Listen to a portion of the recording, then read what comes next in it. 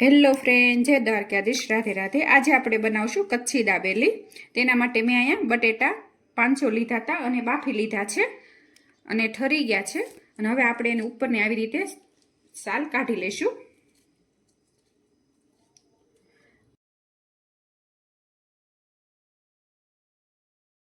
અને અહીંયા કઢાઈ ગરમ કરવા મૂકી દીધી છે, તેમાં આપણે 2 પાવડા તેલ ઉમેરી દેશું।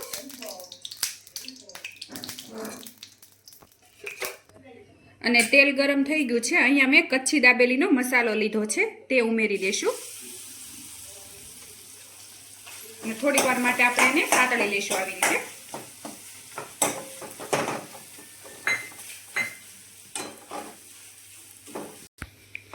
અને મસાલો થોડોક સતળાઈ ગયો છે, આપણે સહેજ અમથું પાણી ઉમેરશું। આમાં બહુ પાણી નથી ઉમેરવાનું, અમથું ઢીલો મસાલો થાય ને એટલું જ ઉમેરવાનું છે। અને હવે આપણે જે બટેટા બાફેલા છે તે ઉમેરી દેશું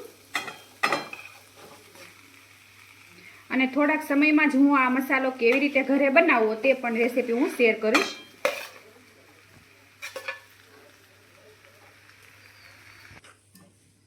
અને આવી રીતે આપણે એક સરખું મિક્સ કરી લેશું।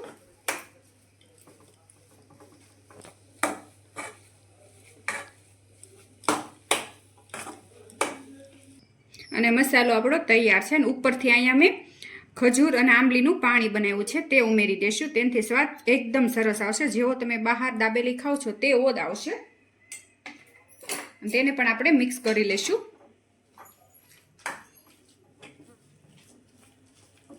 તમે કોઈ દિવસ આવી રીતે આંબલીનું પાણી ઉમેરીને દાબેલી ન બનાવી હોય તો આવી રીતે બનાવજો, બહુ સરસ બનશે।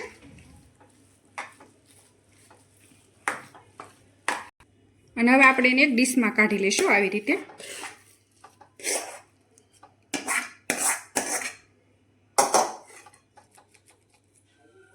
અને આવી રીતે ફેલાવી દેશું।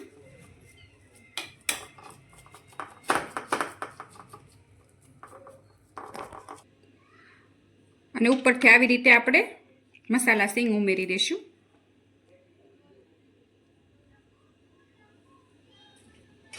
અને થોડાક દાડમના દાણા ઉમેરી દેશું।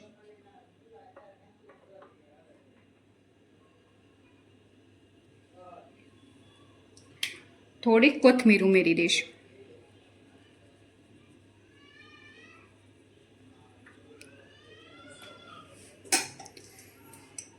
અને આવી રીતે દબાવી દેશું। અને અહીંયા દાબેલીનો મસાલો આપણો તૈયાર છે।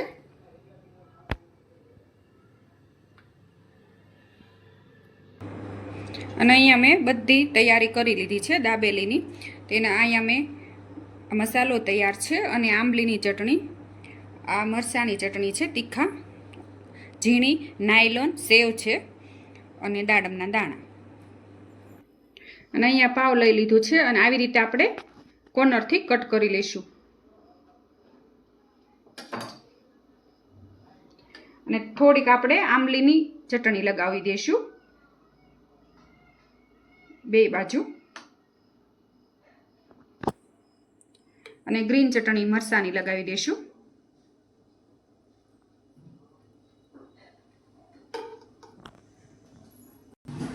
અને હવે આપણે અંદર મસાલો ભરી દેજો જે આપણે તૈયાર કર્યો હતો તે, અને ફૂલ મસાલો ભરશો તો જ સરસ લાગશે।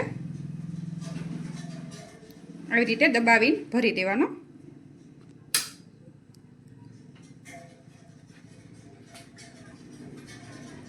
અને આવી રીતે આપણે બધા પાવને તૈયાર કરી લઈશું।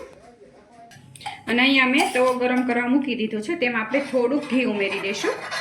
અને ઘી પણ ન તમને ભાવતું હોય તો તમે તેલમાં પણ કરી શકો આવી રીતે, અને બટરમાંય સરસ લાગે।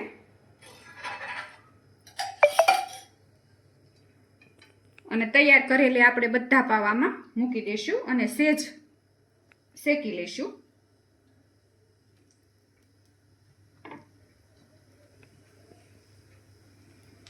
અને અહીંયા પાવ શેકાઈ ગયા છે અને હવે આપણે કાઢી લઈશું।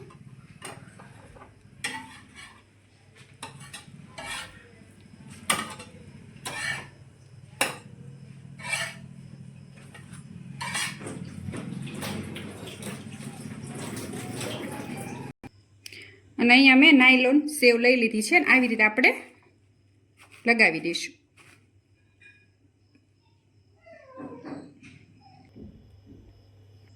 અને અહીંયા દાબેલી આપણી તૈયાર છે. આવી રીતે મેં ભરીને બધી તૈયાર કરી લીધી છે. અને ઉપરથી આપણે થોડીક સેવ ઉમેરી દઈશું. તમને ન ભાવતી હોય તો સ્કીપ પણ કરી શકો. અને દાડમના દાણા અને થોડી કોથમીર.